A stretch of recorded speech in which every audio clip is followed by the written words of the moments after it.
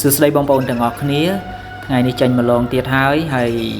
អាចកំបាំងយប់នេះក៏ឃ្លាតឆ្ងាយអំពីបងប្អូនទាំងអស់គ្នាមួយរយៈដែរខ្ញុំក៏មិនបានមានពេលវេលានឹងធ្វើវីដេអូឲ្យតន់គ្នាអញ្ចឹងប្រហែលជាបងប្អូនមួយចំនួនគាត់តន្ទឹងរង់ចាំស្ដាប់នៅវីដេអូជាបន្តប៉ុន្តែនៅថ្ងៃនេះខ្ញុំក៏ឆ្លៀតពេលពីការងារដើម្បីធ្វើការសម្រាយនៅរឿងរ៉ាវមួយដល់បងប្អូនទាំងអស់គ្នាដែលនិយមចូលចិត្តតាមដានស្ដាប់រាល់រាត្រីព្រឺព្រួចក៏ដូចជារឿងអបិយជំនឿផ្សេងរឿងរ៉ាវមួយនេះខ្ញុំទទួលបានអំពីបងប្រុសម្នាក់គាត់ឈ្មោះថាបងជេងរឿងរ៉ាវមួយនេះបានកើតឡើងចំពោះបងជេងកាលពីជាង12ឆ្នាំមុនហើយដូច្នេះហើយកុំឲ្យខាតពេលយូរក៏សូមអញ្ជើញពុកម៉ែបងប្អូនទាំងអស់គ្នារីករាយតាមដានស្ដាប់ជាមួយខ្ញុំបាទទាំងអស់គ្នាថាតើបងជេងគាត់បានជួបរឿងហេតុអីខ្លះអំឡុងពេលនោះសូមរីករាយស្ដាប់ជាមួយខ្ញុំបាទទាំងអស់គ្នា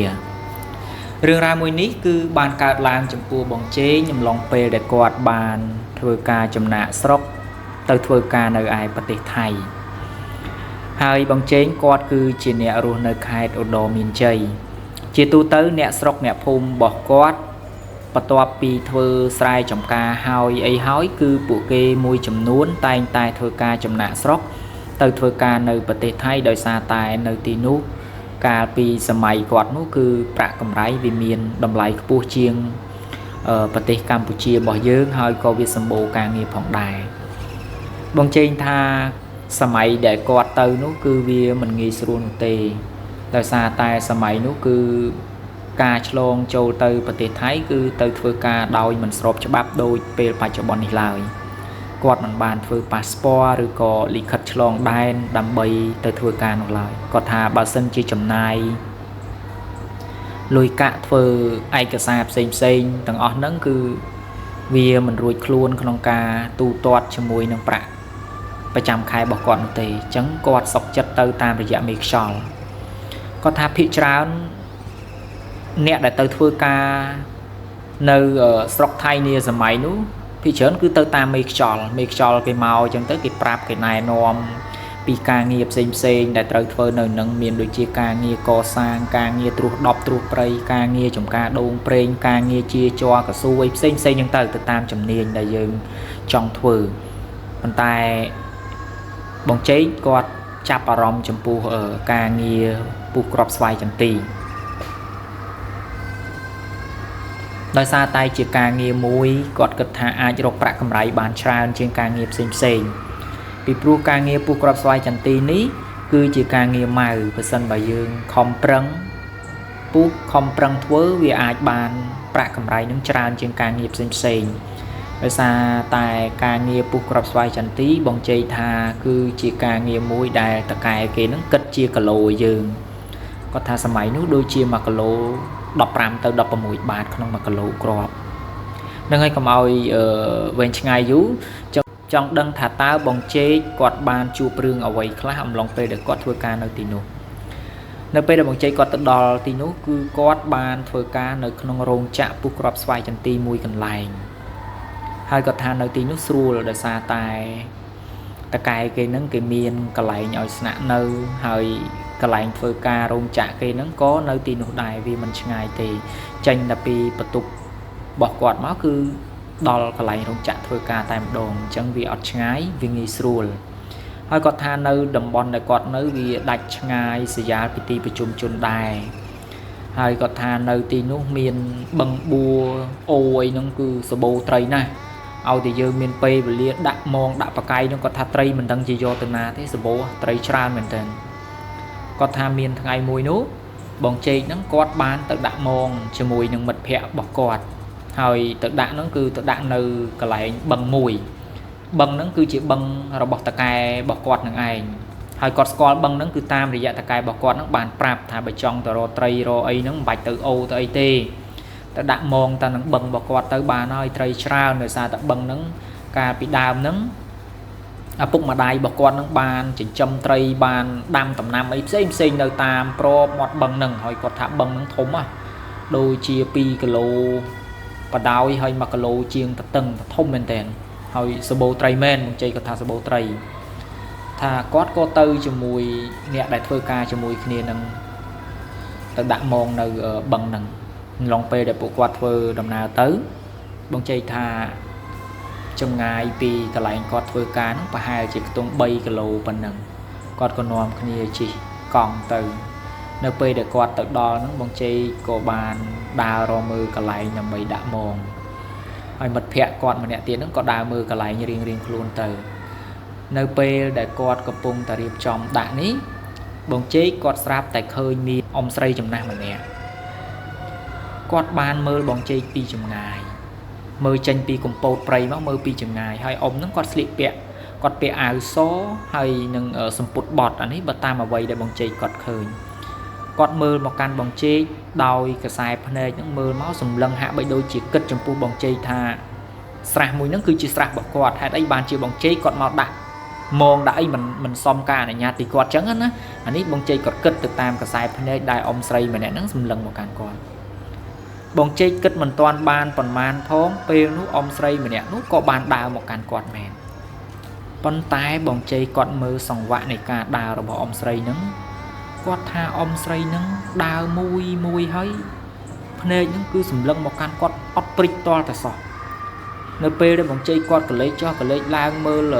មងរបស់គាត់នេះដែលគាត់កំពុងតារាយដាក់នេះវាជាពាក់ផងអីផងដល់ពេលស្រាប់តែបងជ័យគាត់ងាកមើលម្ដងទៀតគាត់ឃើញថាអ៊ំស្រីហ្នឹងមកដល់បាត់ហើយដល់អញ្ចឹងអ៊ំស្រីហ្នឹងក៏បានសួរមកកាន់បងជ័យថាតើនរណាគេឲ្យគាត់ហ្នឹងមកដាក់មងនៅនឹងហើយបានសុំម្ចាស់គេឲ្យនៅអីនៅអញ្ចឹងណាដល់អញ្ចឹងបងជ័យក៏បានប្រាប់ថាអ៊ំតាមពិតស្រះនេះគឺជាស្រះតកែរបស់ខ្ញុំតកែរបស់ខ្ញុំគាត់ឲ្យមកដាក់នេះឯងអ៊ំទៅក៏អ៊ំស្រីម្នាក់ហ្នឹងសួរថាតកែហ្នឹងឈ្មោះអីអញ្ចឹងណាសួរមកបងជ័យក៏ប្រាប់ទៅតាមដំណើរដើមតងថាតកែគាត់ឈ្មោះកឈ្មោះខអីចឹងទៅហ្នឹងហើយគាត់ជាតកែបើករោងចក្រពុះក្របស្វាយចន្ទីនៅម្ដុំនេះម្ដុំនោះដល់ពេលចឹងទៅអ៊ំស្រីម្នាក់ហ្នឹងគាត់ក៏ងក់ក្បាលអត់មាននិយាយអីទៀតទេគាត់ក៏ងក់ក្បាលទៅអំឡុងពេលដែលគាត់ងក់ក្បាលហើយអីហើយហ្នឹងគាត់ក៏ដើរបាត់ទៅនិយាយពីបងជ័យគាត់កំពុងតារាយមងរបស់គាត់នឹងដាក់នេះនៅពេលដែលគាត់ដាក់មកដល់ច្រាំងមកខាងទៀតគាត់ក៏ចងខ្សែមងរបស់គាត់នឹងបង្គោលចងហើយគាត់ឡើងមកលើគោកនៅពេលដែលគាត់ឡើងមកលើគោកគាត់ឡើងចដល់គាត់មិនងើយមើលធម្មតាយើងជាទូទៅពេលដែលយើងដាក់មងយើងដល់លើគោកយើងមិនងើយមើលមកលើច្រាំងគាត់ថានៅពេលដែលគាត់ងើយមើលមកលើច្រាំងគាត់ឃើញអ៊ំស្រីម្នាក់នឹងទម្លាក់សក់ឡើងស្តាហើយសម្លឹងមកមើលគាត់ភ្ញាក់គាត់ដាច់ផ្ងាមកក្រោយចូលទឹកក្រំគាត់ថាមិនដឹងថាអ៊ំស្រីនឹងគាត់ដើរមកដល់ច្រាំងខាងនឹងតាំងពីពេលណាហើយគាត់ភ្ញាក់មែនតើពេលហ្នឹងគាត់ភ្ញាក់គាត់ដាច់ផ្ងាធ្លាក់មកក្នុងទឹកវិញនឹងក្រំទៅគាត់សួរអ៊ំស្រីហ្នឹងចុះអ៊ំឯងមកលេងអីចឹងមកបន្លាចខ្ញុំអីចឹងខ្ញុំភ្ញាក់ចង់ងាប់ដល់ពេលទៅអ៊ំហ្នឹងក៏គាត់មើលមកកាន់បងជ័យហើយគាត់សើចបងជ័យគាត់ថាសង្វាក់នៃការសើចរបស់គាត់ហ្នឹងគឺគួរឲ្យខ្លាចមែនតើរង្វះមាត់របស់គាត់នេះថាធំមែនតើហើយធ្មេញរបស់គាត់ឡើងខ្មៅហើយអាក្លិនស្អុយដែលចេញពីក្នុងមាត់របស់គាត់ហ្នឹងបងជ័យថាទ្រាំសឹងតែមិនបានគាត់ថាស្អុយមែនតើស្អុយដូចគម្រោងខ្មៅចឹងដល់ពេលចឹងទៅគាត់ក៏ឡើងមកលើគោកចឹងទៅក៏សួរនាំអ៊ំនឹងថាចុះអ៊ំឯងមិញខ្ញុំឃើញនៅខាងនោះឥឡូវមកដល់ខាងនេះលឿនមែនអ៊ំឯងដើរតាមណាថាអ៊ំស្រីនឹងអត់មាត់ទេហើយអ៊ំស្រីនឹងនៅតែព្យាយាមសោចញញឹមដាក់គាត់ហើយអាមាត់របស់គាត់នឹងថាធំជាងមនុស្សធម្មតាទៀតបងជ័យគាត់ថាធំជាងមនុស្សធម្មតាទៀតហើយអាក្លិនស្អុយដែលជះចេញពីក្នុងខ្លួនរបស់គាត់បងជ័យថាស្អុយទ្រាំមិនបានមែនតើទ្រាំសឹងតែមិនបានបន្ទាប់មកអ៊ំស្រីម្នាក់ហ្នឹងគាត់ក៏បានដើរទៅបាត់ទៅបងជ័យនៅពេលដែលគាត់ឃើញអ៊ំស្រីនឹងដើរចេញផុតបាត់ទៅគាត់ក៏ដើរសំដៅទៅកាន់កន្លែងមិត្តភ័ក្តិរបស់គាត់ដាក់មងនៅពេលដែលគាត់ដើរទៅដល់មិត្តភ័ក្តិរបស់គាត់ហ្នឹងក៏បានដាក់មងរួចរាល់ដែរអញ្ចឹងគាត់ក៏ឡើងមកលើគោកអង្គុយលេងជុំគ្នាហើយក៏សួរនាំគ្នាថាកន្លែងបងជ័យដាក់នឹងមិនដែរមានមាត់ត្រីមានអីអត់ហើយកន្លែងមិត្តភ័ក្តិគាត់ដាក់នឹងមិនដែរអញ្ចឹងណាធម្មតាអ្នករកត្រីឯសួរនាំគ្នាចុះឯងទៅបងជ័យក៏និយាយចុះនិយាយឡើងធ្លាក់ដល់រឿងអ៊ំស្រីម្នាក់ហ្នឹងគាត់ក៏បានប្រាប់ទៅកាន់មិត្តភ័ក្តិរបស់គាត់ថាម្លងពេលដែលគាត់ដាក់មងហ្នឹងគាត់ឃើញអ៊ំស្រីម្នាក់ហ្នឹងមើលគាត់ពីចម្ងាយក៏ដើរមកសួរគាត់ថាអ្នកណាឲ្យមកដាក់នៅបឹងហ្នឹងនៅស្រះហ្នឹងហ ហើយមានសំគេនៅអីនៅអញ្ចឹងណាដល់អញ្ចឹងបងជ័យក៏ប្រាប់តាមដំណើរដើមតងទៅតាបឹងហ្នឹងជាបឹងរបស់តកែពួកគាត់អញ្ចឹងណាតកែពួកគាត់បានឲ្យមកដាក់រត្រីរអីហូបហ្នឹងទៅមិនចាំទៅដាក់នៅណានៃឆ្ងាយទេទៅអ៊ំស្រីម្នាក់ហ្នឹងគាត់ក៏ដើរផុតទៅប៉ុន្តែចុងក្រោយដែលបងជ័យគាត់ថាកំពុងតារីមកដាក់មកដល់ត្រួយមកខាងនេះមិនដឹងថាអ៊ំស្រីហ្នឹងគាត់ដើរមកដល់កន្លែងហ្នឹងតាំងពីពេលណាហើយលឿនជាងគាត់ទៅទៀតហើយអ្វីដែលគួរឲ្យចម្លែកគាត់ថាអ៊ំស្រីម្នាក់នឹងសោចមកកាន់គាត់គឺរង្វះមាត់របស់គាត់ធំខុសពីមនុស្សធម្មតាគឺមើលទៅព្រឺព្រួចមើលទៅគឺគួរឲ្យខ្លាចមែនទេនៅពេលដែលគាត់សម្លឹងទៅកាន់អ៊ំស្រីម្នាក់ហ្នឹងគឺគាត់ខ្លាចមែនទេហើយអារម្មណ៍របស់គាត់គឺព្រឺអស់ហើយគាត់ថាអ៊ំស្រីម្នាក់ហ្នឹងវាខុសពីមនុស្សធម្មតា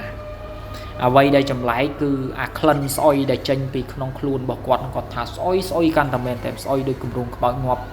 យូរថ្ងៃយូរអីមកអញ្ចឹងទៅនៅពេលអញ្ចឹងទៅក៏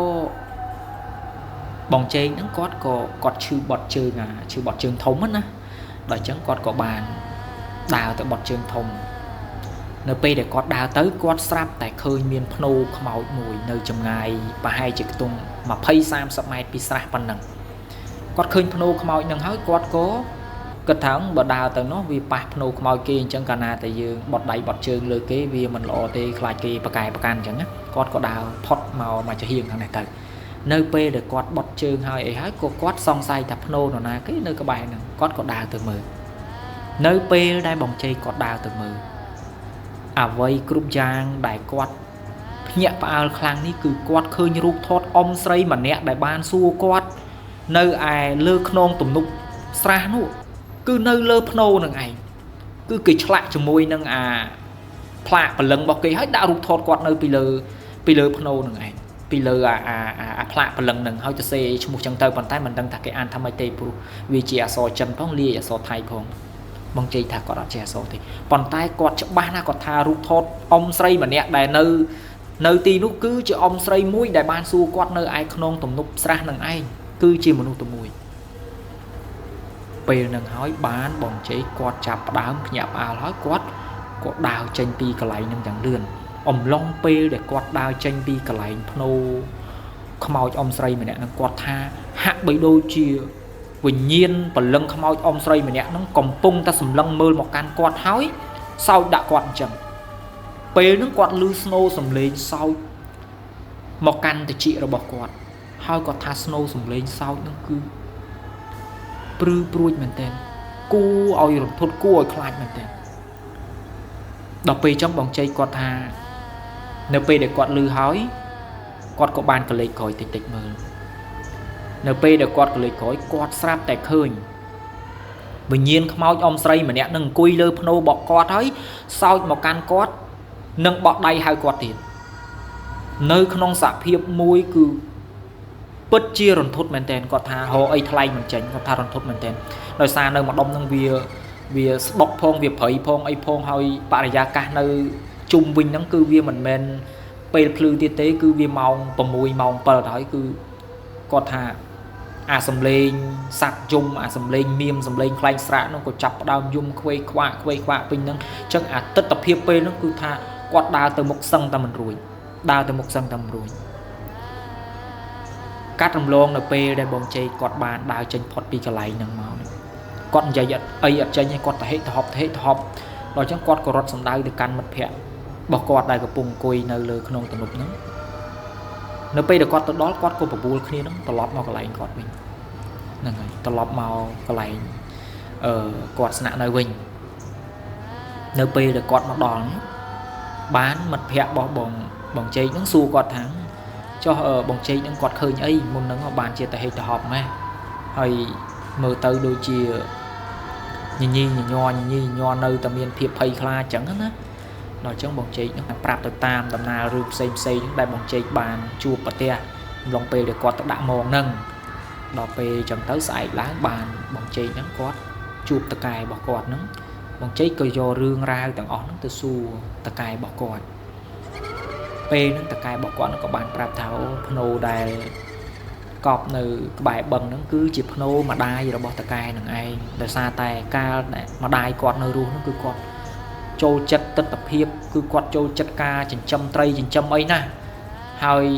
គាត់បានផ្ដាំទៀតថានៅពេលដែលគាត់ស្លាប់ទៅហ្នឹងកុំយកគាត់ទៅបូជាកុំយកគាត់ទៅដុតអីគឺគាត់មិនព្រមទេថាបើគាត់ស្លាប់ពេលណាយកគាត់ទៅកប់ក្បែរស្រះហ្នឹងទៅព្រោះថាស្រះហ្នឹងគឺជាទីស្រឡាញ់របស់គាត់ហើយហ្នឹងហើយអានេះតាមអ្វីដែលតកែរបស់បងជ័យហ្នឹងគាត់ប្រាប់អញ្ចឹងហើយដូច្នេះហើយបានបងជ័យគាត់សន្និដ្ឋានថាវិញ្ញាណអ៊ំស្រីដែលលងបន្លាចគាត់ហ្នឹងគាត់មិនបានចង់ធ្វើបាបបងជ័យអីទេដោយសារតែដឹងថាបងជ័យហ្នឹងជាកូនចៅរបស់គាត់ដល់អញ្ចឹងគាត់គ្រាន់តែចង់លេងសើចអីចឹងណាហ្នឹងហើយអានេះតាមអ្វីដែលបងជ័យគាត់បានប្រាប់បើសិនថាអ្នកផ្សេងប្រហែលជាវិញ្ញាណអ៊ំស្រីម្នាក់ហ្នឹងអាចលងបន្លាចនៅក្នុងរូបភាពមួយអាក្រក់ខ្លាំងជាងនឹងទៀតអានេះដោយសារតែអីដោយសារតែបងជ័យហ្នឹងជាកូនជាចៅជាកម្មកររបស់កូនរបស់គាត់ដល់អញ្ចឹងទៅគាត់គ្រាន់តែមកលេងសើចអីប៉ុណ្ណឹងប៉ុន្តែបងជ័យថាការលេងសើចរបស់អ៊ំស្រីម្នាក់ហ្នឹងដែលធ្វើឲ្យគាត់ឃើញក្នុងទស្សនភាពដែលធ្វើឲ្យគាត់ធុំក្លិនស្អុយធុំក្លិនអាសោចទាំងអស់ហ្នឹងគឺនៅតែដិតដាមនៅក្នុងអារម្មណ៍របស់គាត់ហើយក្រោយមកទៀតបងជ័យគាត់លែងហ៊ានទៅដាក់មកនៅកន្លែងហ្នឹងទៀតហើយគាត់ថាខ្លាចជួបវិញ្ញាណអ៊ំស្រីម្នាក់ហ្នឹងបាទហើយនេះគឺជារឿងរ៉ាវមួយដែលបានកើតឡើងចំពោះបងជ័យចំឡុងពេលដែលគាត់បានបម្រើការងារនៅក្នុងទឹកដីនៃប្រទេសថៃហើយនេះគឺជារឿងមួយពិតជាក់លាក់ដែលគាត់បានធ្វើការចែកម្លែកមកកាន់អាត់កំបាំងជប់នេះហើយដូច្នេះហើយខ្ញុំក៏សូមថ្លែងអំណរអគុណចំពោះប្រិយមិត្តបងប្អូនទាំងអស់គ្នាដែលនិយមចូលចិត្តតាមដានស្ដាប់រាល់រាត្រីរន្ធត់